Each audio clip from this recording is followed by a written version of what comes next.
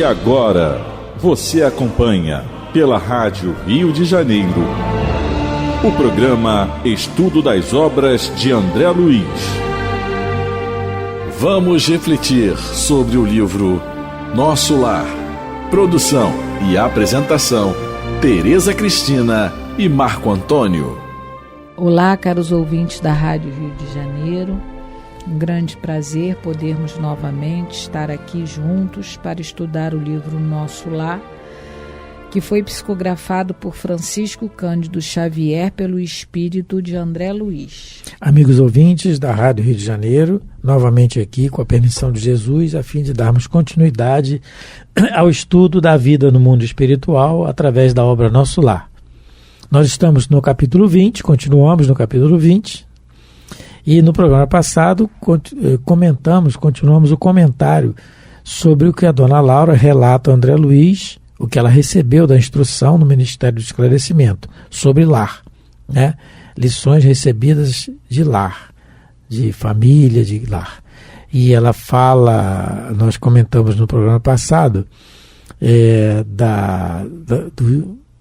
que o verdadeiro instituto doméstico deve ser baseado na harmonia com os direitos legitimamente para o casal, tanto um quanto o outro. E conversamos sobre o relacionamento no dia a dia, em que um deve ceder e compreender aquilo que falta no outro, na questão dos vértices, como ela colocou, né? O horizontal, a reta vertical do sentimento feminino, que é envolvido nas inspirações criadoras da vida, e da horizontal na praticidade, que é o sentimento masculino, em que um deve ajudar o outro, um deve compreender o outro. E como no final do programa, comentamos também que nem sempre a ajuda vai receber uma resposta de gratidão, e que isso é normal para o espírito do nosso nível evolutivo ainda, né? E que nós devemos aprender com isso. Citamos a pergunta 260 do Livro dos Espíritos, em que os espíritos respondem a Kardec, comentam e falam sobre a escolha da prova que o espírito pediu, está inserido no meio em que ele vai provar aquilo que ele aprendeu. E esse inserido no meio passa primeiramente pelo lar, pela família onde ele está, onde ele reencarnou. E através desse convívio é que ele vai ter o aprendizado, nas dificuldades, claro. É nas dificuldades que a gente vai aprender. Então nós vamos continuar o relato aqui da dona Laura, a explicação que ela está dando a André Luiz. Parágrafo 8º. No 8º parágrafo. No meio do parágrafo. No meio do parágrafo, vamos achar o meio. Então continua assim. Na maioria, os casais terrestres passam as horas sagradas do dia vivendo a indiferença ou o egoísmo feroz. Repare que ela coloca horas sagradas do dia, porque é o tempo. Por que a hora é sagrada? Porque a gente não sabe a hora que a gente vai desencarnar. Pode ser daqui a meia hora, daqui a 1, daqui a 2 horas, daqui a 5 minutos. E a gente não sabe se são os últimos minutos, as últimas horas que nós estamos passando, convivendo com aquele ser, com aquela pessoa dentro do nosso lar, da nossa casa. A gente não sabe. Não sabe quando, não, eu vou demorar muito, não vou morrer agora. Como que a gente sabe? O mentor, lá do esclarecimento, que ensinou isso para a dona Laura, ele novamente fala da questão do sagrado. Porque a gente pode achar que a hora sagrada é a hora só que a gente está na nossa casa religiosa, seja ela qual for. Mas esquecendo-nos de que no lar também as horas que a gente compartilha são sagradas. E por tudo que a gente já tem conversado, a importância do lar, da família, para a reencarnação de um espírito, né? Então, a gente tem que começar a modificar esse nosso pensamento, porque o ideal, se todos os lares da Terra fossem já espiritualizados, nós não necessitaríamos de templos religiosos. É porque o lar da Terra ainda não é espiritualizado e que nós necessitamos nos reunir em casas religiosas. Então, uma hora muito importante que nós devemos cultivar nos nossos lares é a hora da oração. é a hora em que a gente faz o culto no lar, é a hora que a gente assiste uma live, né, de uma palestra, mas assistindo a palestra realmente ali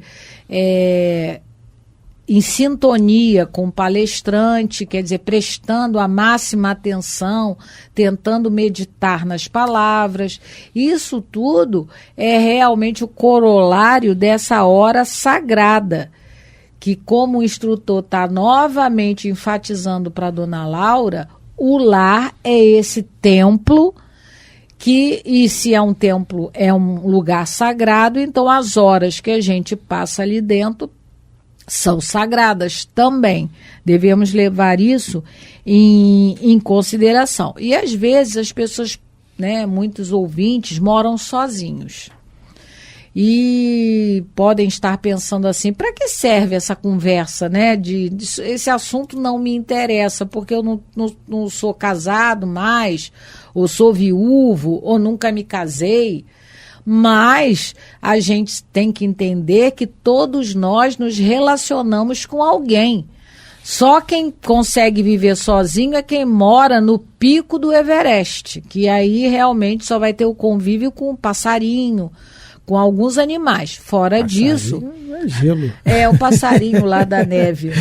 É verdade. Algum gelo. Pássaro, né? Mas lá só vai conviver com gelo, provavelmente. Marco tem razão. Então... Caso contrário, todos nós nos relacionamos com alguém. E a gente pode sim tratar as pessoas que colaboram conosco no lar, que fazem, né, que são os ditos secretários e secretárias do lar, que cooperam conosco, né, na limpeza do lar, na cozinha. A gente pode travar um relacionamento harmônico com esses, não é? Quem mora em apartamento, com os porteiros, com os vizinhos. Então, para que o nosso lar seja harmônico, a gente também precisa saber se relacionar bem com aqueles que nos visitam, que moram ao nosso lado. Quem os tem dentro de casa, com aquelas pessoas que fazem a faxina na sua casa. Os colaboradores. A limpeza, os colaboradores. E muitos desses que a Teresa está falando, os vizinhos, o porteiro, os colaboradores, são nossa família espiritual. Não nos enganemos, podem ter sido sim. Isso há vários relatos com relação a isso. Tem um livro, que eu agora não me recordo o nome, não sei se é Contos da Outra Vida, eu não sei, não me lembro aqui. Mas é o relato de uma mãe e uma filha, e que a filha era muito rebelde. Emilinha, o nome Emilinha, dela. O nome dela, exatamente, o nome dela é Emilinha. Eu lembro do nome, não lembro do livro, E era muito rebelde, deu muito trabalho à mãe, muita tristeza, muita preocupação. E não obedecia aquelas histórias. Então desencarnou a filha, desencarnou a mãe, né? No plano espiritual, a Emilinha reconheceu o erro e procurou se melhorar e tal. E depois de muito trabalho, ela tem autorização para pedir aos guias para, na próxima existência, ela vir junto da mãe. Ela pede. E ela pede. E os espíritos analisam o caso e falam, olha, você teve permissão sim, você vai vir junto da sua mãezinha novamente. A mãe já tinha reencarnado e ela pede. Aí ela fica muito feliz, muito alegre, que bom. Só que o espírito guia completa a resposta, mas você não vai vir dentro da casa dela. Não vai vir filha, Você não vai vir filha, você vai vir numa outra família. E você vai, com o passar do tempo, você vai ser contratada para ser a empregada doméstica dela. E aí vai lá. Então, você não... Aí a razão lógica, né? A lei de causa e efeito, né? Porque você teve, como ela está dizendo aqui, as horas sagradas você desperdiçou junto dela. Você desperdiçou. Então você não tem o direito de permanecer tanto tempo assim perto dela mais. Como gostaria. E aí... Aí muitas vezes, às vezes eu comento com a Teresa, muitas vezes é aquela empregada que não limpa, aquela colaboradora que não limpa nada, você não manda embora. Não sabe por quê. Não sabe por quê. Mas então, não manda. Eu conheço uma pessoa assim. Né? Então são esses reencontros, né? que muitas vezes a gente ignora ou assim não raciocina, mas não é necessariamente na mesma família só que estão inseridos aquela nossa família, aqueles que conviveram conosco. Então você pode tratar bem, estimular também, não só se você vive sozinho, aqueles que convivem com você, porque é ilusão a gente achar que a gente vive só, porque não vive. A gente sempre está em contato com alguém, não tem jeito. Vivendo em sociedade, é um médico, é num hospital, é num supermercado. A gente pode estender, né, a harmonia do nosso lar para os lugares onde a gente estiver. E aí ele então, continuando, onde que falar o ponto? Quando o marido permanece calmo, né, a mulher parece desesperada. Quando a esposa se cala, humilde, o companheiro tiraniza. Então são esses momentos que a gente tem que observar, por isso que ela está colocando aqui, gente. Não é uma história para a gente só ler e acontecer, não. É para nós raciocinarmos, no caso aqui, linha a linha. Porque ele diz assim, olha, quando a mulher quando a esposa se cala humilde, o companheiro tiraniza. Quando ela diz para ele se cala humilde, foi um momento de humildade que ela teve. Um esforço que ela fez. Não é que ela seja humilde, porque quem é humilde o tempo todo. Ou é ou não é. Mas tem os momentos, é aquela luta interna nossa. Então, nesse momento aqui, o esposo tiraniza, o companheiro tiraniza. Então, é o momento de nós aproveitarmos. Isso vai acontecer todo dia conosco, o tempo todo. Nós estamos falando aqui de lar, pode ser no trabalho também, no convívio, em qualquer lugar. Mas como nós estamos tratando especificamente aqui do lar. Mas é o tempo todo isso aí. Então, é aquilo que a gente tem que raciocinar, é mudar a nossa ideia, para depois mudarmos o nosso comportamento. Né? Isso. Nem a consorte se decide a animar o esposo na linha horizontal dos seus trabalhos temporais, e nem o marido se resolve a segui-la no voo divino de ternura e sentimento, rumo aos planos superiores da criação, né? Aquilo que nos detalhes do dia a dia, né? Aí foi no cabeleireiro, cortou, tá tão bonito, e você olha assim, não viu nada. Você viu, você não está cego. Convive com a pessoa todo dia, alguma coisa mudou. Mas faz algum elogio, falou, então o marido chega ao trabalho, não, você ganha para isso. Né? Então, não cria aquele ambiente melhor. E continua, dissimulam em sociedade... mas em sociedade a gente dissimula, porque é diferente, não é? E a gente como liga muito para as aparências. Exatamente, o que os outros vão pensar, o que os outros vão ver. Então dissimula na sociedade. E na vida íntima, um faz viagens mentais de longa distância, quando o outro comenta o serviço que lhe seja peculiar. Quer dizer, o que acontece, um vai contar alguma coisa e o outro não está nem aí, finge que está escutando, mas mentalmente está muito longe Exatamente. de participar dos problemas da casa. E ela vem dando exemplos, né? Se a mulher fala nos filhinhos, o marido excursiona através dos negócios. Quer dizer, ela está falando para a parede. Isso. E ele só está pensando no dinheiro, nos trabalhos. Como o instrutor ensinou a ela, o correto seria o quê? Seria ele se entrosar como é que estão os filhos, no caso aqui ela deu o exemplo dos filhinhos. Como é que está a educação, como é que está o comportamento, como é que está isso, brincar e tal, ambientar. Como ela também deveria se interessar pelo trabalho dele. Como é que está isso? O que você acha? O que você está fazendo? Você não acha que deve ser assim ou assado? Não é? Se o companheiro examina qualquer dificuldade do trabalho que lhe diz respeito, a mente da esposa volta ao gabinete da modista. E hoje em dia ainda tem o agravante dos aplicativos do celular. Não tinha naquela época. O WhatsApp, Instagram, Facebook. Exatamente. A pessoa ainda tem essa competição hoje em dia. Ter colocado isso, porque não tinha naquela época. A gente tem que se vigiar, porque às vezes, no caso do casal... Instagram, né? No caso do casal, às vezes, né, o momento que é a hora do repouso, é a hora que a gente pode conversar um pouquinho. Se a gente não vigiar isso, a gente acaba cada um só pegando no celular e fica vendo o que está no celular e dá boa noite e dorme. Porque aí acontece o seguinte, vamos relatar no caso do espiritismo, né? Especificamente o atendimento fraterno. Não, eu faço parte da equipe do atendimento fraterno da Casa Espírita. Ótimo, excelente, eu vou lá, faço meu trabalho, faço a minha caridade. A gente tem essa mania de falar isso, essa palavra, eu faço a minha caridade. E vou lá e faço e tal. Mas chega em casa, não tem um tempo para conversar com a esposa ou com o marido. Precisa fazer agendamento, às vezes, porque não tem tempo. Não tem diálogo mesmo. Não tem diálogo, e não tem, mas na casa espírita fala, porque Dr. Bezerra, Emmanuel, Jesus, Kardec, vai falando, beleza, chega em casa não, né? Esse que ela está dizendo. E realmente não tinha celular, não tinha Instagram na época. Hoje ainda tem esses agravantes. Ela só está falando aqui do modista, vê que o termo é bem antigo. Então a gente pode ver, né, entender o quê? Que para um relacionamento dar certo, tem que você aprender a dar e a receber o tempo todo. Você tem que saber que isso é necessário.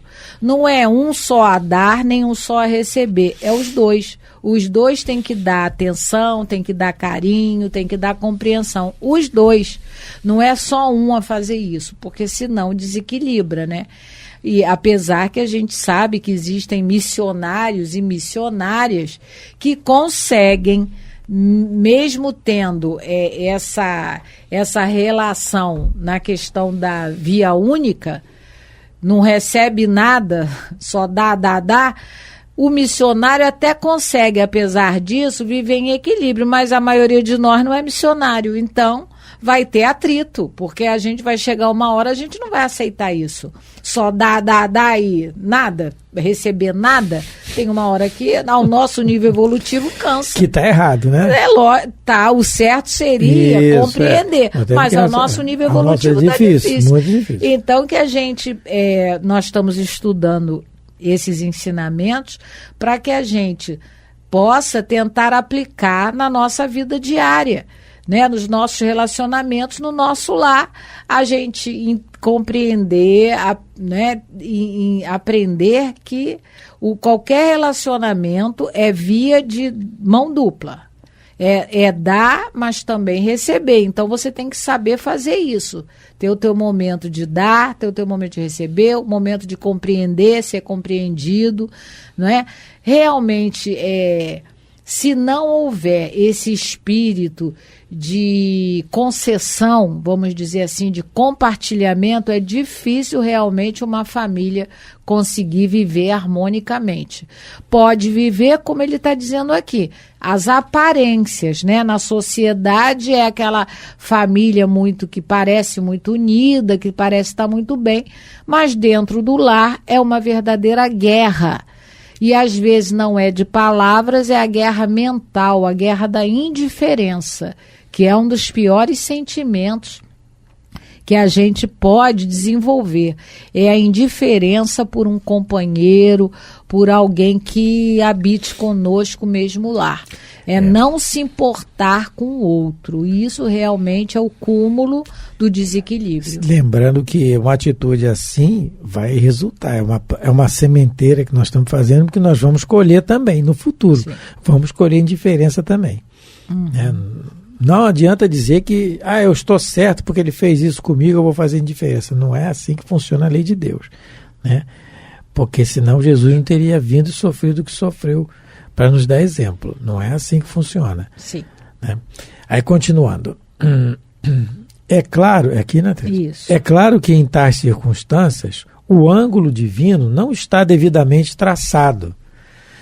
Duas linhas divergentes tentam em vão formar o vértice sublime, a fim de construírem um degrau na escala grandiosa da vida eterna. Então, é aquele gráfico que ela falou das duas linhas horizontal do masculino e a vertical com o feminino. Então, a vertical para a sublimidade dos sentimentos e a horizontal para a praticidade da vida diária. Isso. Então, se as duas... porque eu estou fazendo aqui o gesto, porque é o gráfico. Se as duas não convergirem para formar um ângulo e só cuidarem de si, não vai dar certo, né?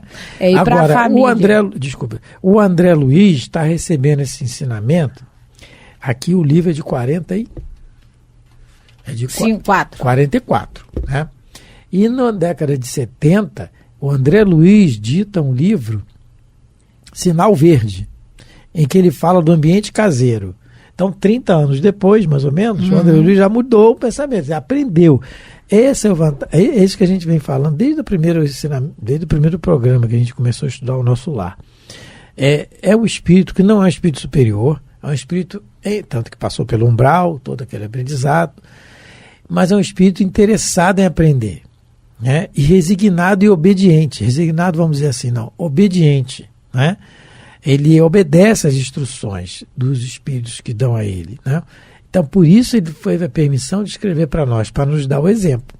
E aí, nesse livro, Sinal Verde, o próprio André Luiz fala no ambiente caseiro, é o título da página. Uma página pequenininha, eu vou ler só um trechinho. A casa não é apenas um refúgio de madeira ou alvenaria, é o lar onde a união e o companheirismo se desenvolvem, que é o que a dona Laura está explicando aqui, que o instrutor disse a ela. O desenvolvimento do companheirismo e da união passa por isso, por esse aprendizado nosso, né, do esforço que nós temos que fazer. Eu acho que, Tereza, que é se interessar pelo outro, não é? Seria também um verbo, né? E ele fala assim mais adiante. A paisagem social da Terra se transformaria imediatamente para melhor se todos nós, quando na condição de espíritos encarnados, nos tratássemos dentro de casa, pelo menos com a cortesia que dispensamos aos nossos amigos. Então, é uma frase bem direta para nós, né? Todos nós. Só que ele diz que a paisagem se transformaria imediatamente se todos nós fizéssemos isso agora. Mas não é assim, né? Porque a gente guarda o melhor para a visita. Exatamente, para a visita. Tratar, isso ele fala em outros livros, é diferente como a Tereza colocou. Tratar o nosso companheiro do dia a dia, como a gente trata a visita. Algumas visitas. E tem algumas que também. Acho que a gente gosta. Não é? Então, 30 e poucos anos depois, o André Luiz escreve um livro já com um pensamento totalmente diferente, né? Com certeza. Quando ele fala aqui quando os cônjuges agem de maneira diferente, são iguais a duas linhas divergentes que não se unem, é quando o lar periclita, porque o casal, ele é a base da formação daquele lar. Principalmente, o que a gente entende, né, é que todo casal se une com o intuito de formar uma família. Hoje em dia, a gente vê que o egoísmo nosso está, infelizmente, não está aumentando, mas ele não se esconde mais, vamos dizer assim, e tem casais que formam lares que não têm vontade de formar uma família, no sentido de receber espíritos como filhos. Eles acham que só os dois bastam, tudo bem, é a opção de cada um, a gente não está aqui para julgar. Mas que o comportamento do casal vai influenciar muito na criação dos filhos, sim. É que para a gente educar, a gente primeiro precisa se educar. E isso dá trabalho. A gente não quer nem se educar e muitas das vezes não quer educar o outro. Porque o que educa verdadeiramente, como a gente já viu aqui, é o exemplo. É o comportamento, né? Então, o que o mentor está dizendo, né? Resumindo aqui mais uma vez o que esse mentor está dizendo para a dona Laura. O lar precisa de espiritualidade e precisa de trabalho, não é? No caso da vida prática, da vida do trabalho, é importante esses dois ângulos funcionarem na figura da energia feminina e o outro na energia masculina. Então, aí, quando esses dois comportamentos estiverem equilibrados, forem respeitados e forem estimulados, nós vamos ter um lar harmônico na Terra.